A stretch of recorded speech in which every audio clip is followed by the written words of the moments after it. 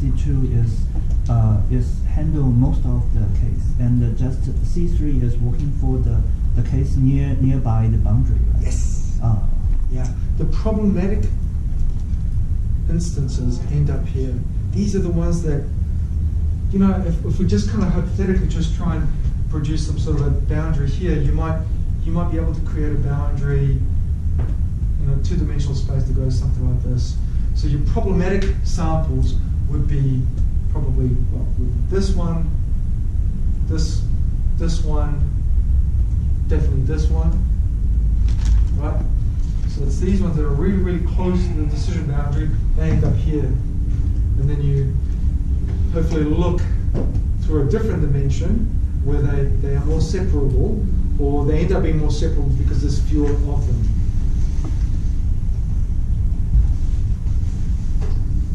Not that this makes it easier to separate the way I've drawn it, but that's the idea. Yeah. So the first one, the C1 is trained on the 50% of the oldest side. It's not specified how big the sample size is. It just has to be smaller than n, which is the number of samples. It doesn't actually specify how big the sample size should be. So it could be random picking. That's random. It is random. Always random. It's a random sample.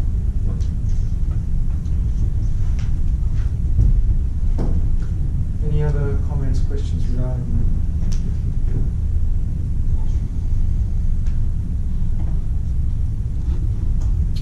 that? All right.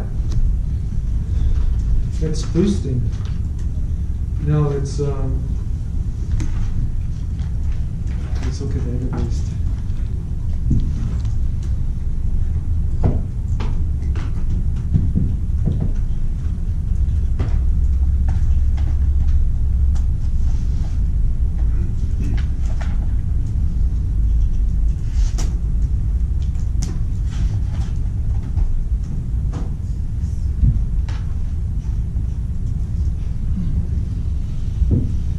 By the way,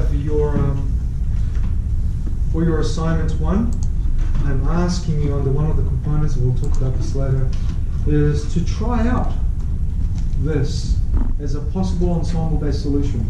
Now this is a generic approach, and this doesn't actually say what kind of an algorithm you should use.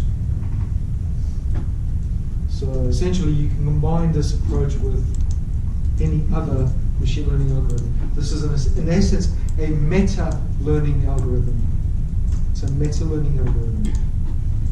It uses an underlying machine learning algorithm that actually does the function generation.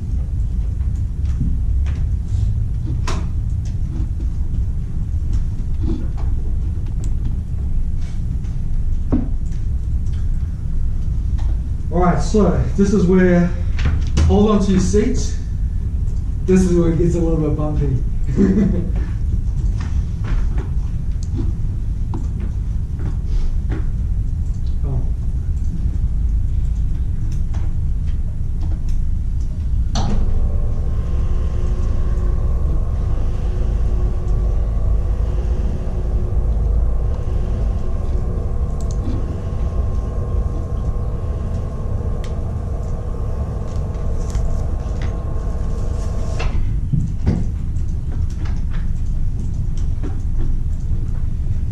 We will start off by looking at the formal definition of this algorithm.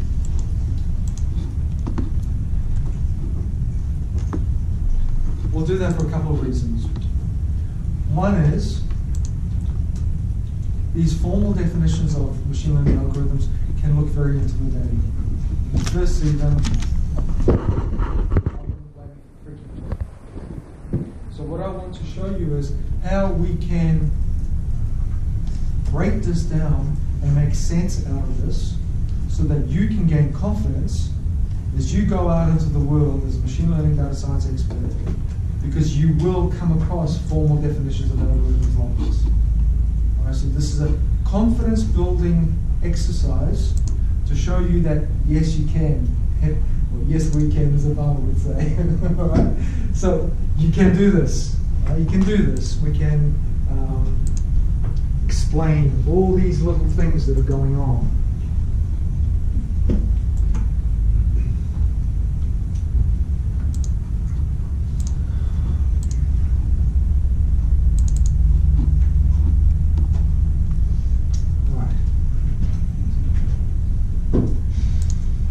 So we say the input to the algorithm. Oh, sorry. Oh, that's a good call. I can take the filter off if that will help.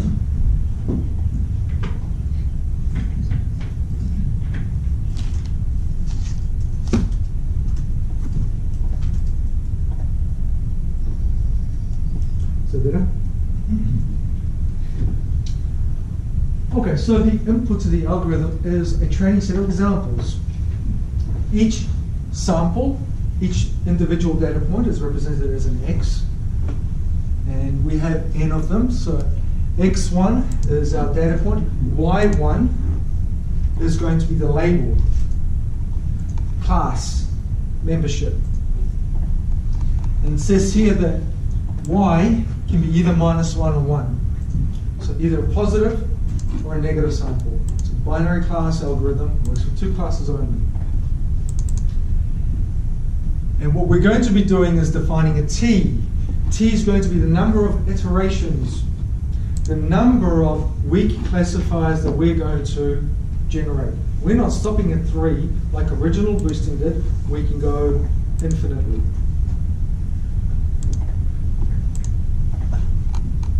Now,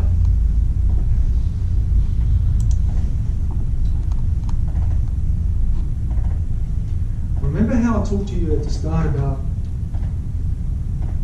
we need a mechanism. We need a mechanism that is going to force our algorithm to focus on different parts of our data set.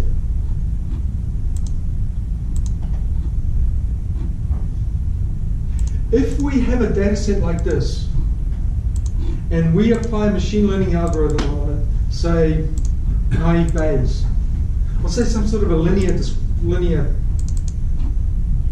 function. For t equals 1, we might get something like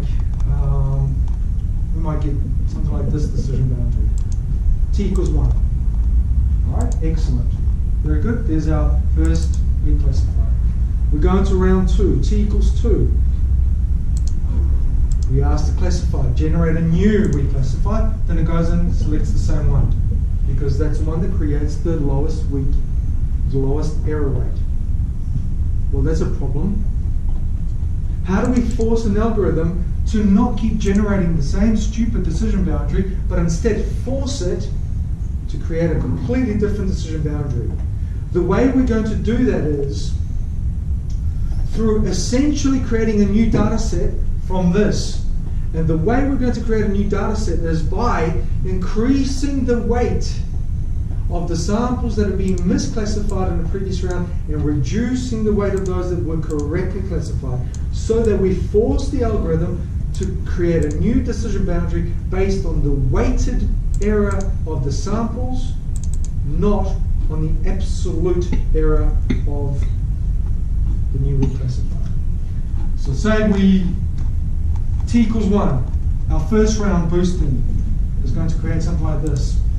Alright, so 2 things it creates. It creates a decision boundary and it creates a direction.